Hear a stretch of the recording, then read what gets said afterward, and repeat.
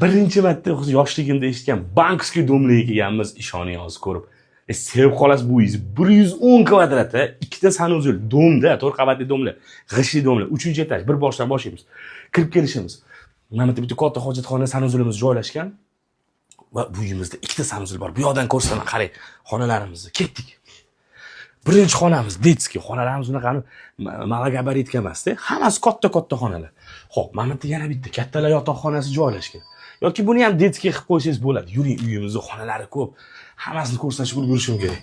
Bitta baho bering, kattalar yotoqxonasi. Har bir uyi ikki tomonlama oynasi bor, skvozyak bo'lib turadi. Shamollatib qo'yaman desangiz.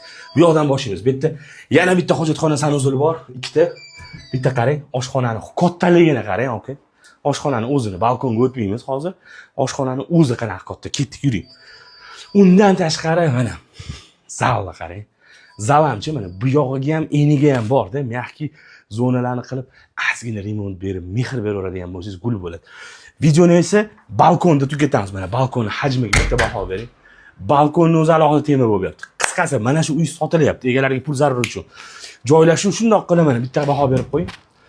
C kvartalda joylashgan, yo'lli yuzida, okay, bundan zo'r variant topamiz. Narxini pastga yozib qoldirasiz. Mana bu raqamga albatta qo'ng'iroq qiling.